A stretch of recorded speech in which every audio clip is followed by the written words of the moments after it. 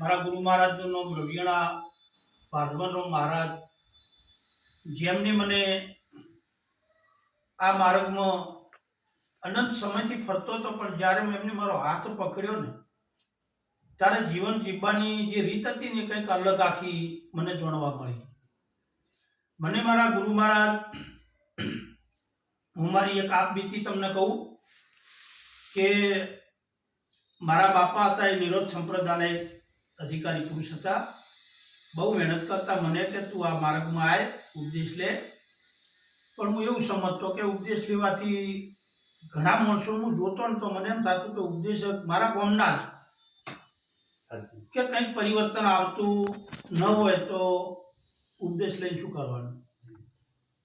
અને પછી એક વખત મેં મારા બાપાને વાત કરેલી કે તમે મને ઉપદેશ આપો, તો એમને મને કીધું કે બાપ બેટાનો દાવો લાગશે, તને અસર થશે નહીં, તો તું કોઈ પણ મહાપુરુષને નક્કી કર.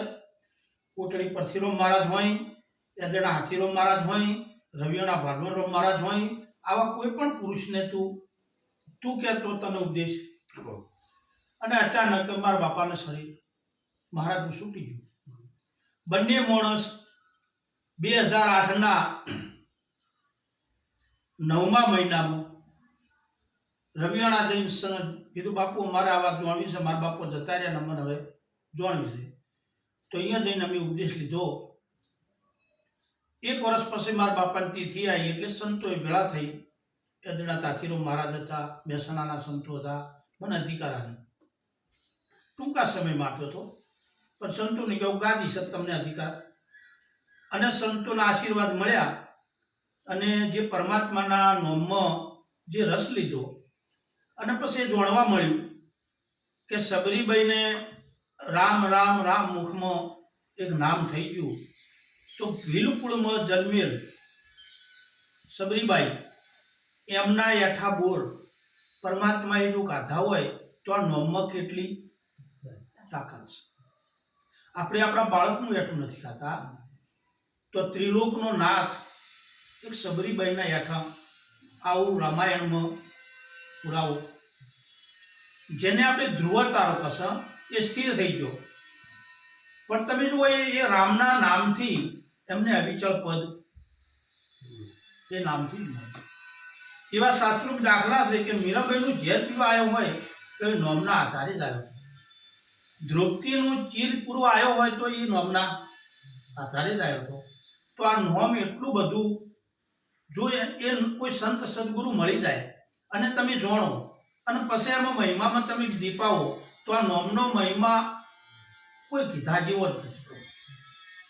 ઓમાં કહેવામાં આવતું નથી, કારણ કે એ તો સંતના શરણે જાઓ ને એટલે ઓટોમેટિક આપણને આવ્યો મહિમા. પણ એમાં તમને રસ હોય મહારાજ, તમે કોઈ આશાએ જાઓ તો આ વસ્તુ પ્રાપ્ત થતી. અને ખાલી નોમ લેવાથી કુંવારી દીકરી ઢેગલી ઢેગલા ગમે એટલા રમે પણ એને સંસારનું શું ન મળે.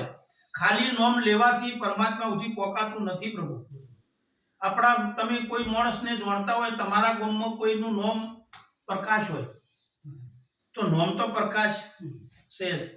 હવે એ માણસને ગામને જોપે દાડા હાથમાં ઊભો કરો, કેટલું અજવાળું આવે ન આપે, કારણ કે નોમ જ છે.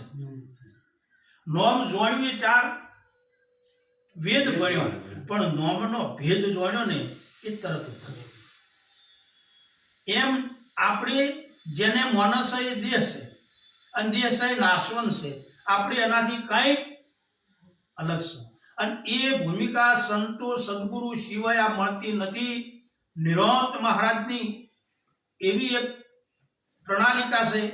અને એકવાર કબીર સાહેબ બોલ્યા છે, કબીર કો એક હે પનહારી અનેક ન્યારે ન્યારે બર્તન ભર્યો, પાણી સબ મેં કોઈ બી જગ્યાએ જઈને આનો ઘૂંટડો ભરી લો અને જોણી લો. અને જોણ્યા પછી આ જીવનમાં તમને જે જીવવાની રીત આવડે છે ને એ કોઈ અલગ સેવા. એમાં ગમે એવા દુઃખ આવે ને તો તમને અંદર કોઈ પ્રવેશ કરી શકતું નથી, ખબીર રહેતી નથી. આવો આ મહિમા છે. અને સંતોના શરણે જવાથી તમારો કંઈક ને કંઈક ઉદ્ધાર થાય છે. પણ સંતોને જો તમે જાણશો નહીં તો આ મહિમા જડે એવો કારણ કે જો દેહને માનશો તો દેહ એ સદગુરુ નથી બા. નાત એ સદગુરુ નથી, વરણ એ સદગુરુ નથી. સદગુરુ એવું એક પદ છે અને એ પદ પરંપરા છે, આજનું નથી. આટલું કહી મારી વાણીને વિરામ આપું. બોલો સદગુરુ ભગવાન કી જય. આપણને મહારાજે ખરેખર સદગુરુનું પદ અને સદગુરુ કોને કહેવાય એ સદગુરુ વિશે નિષ્ઠા રાખો એની વિશે વાત કરી. જય ગુરુ મહારાજ. કેટલી મિનિટ? 4 હે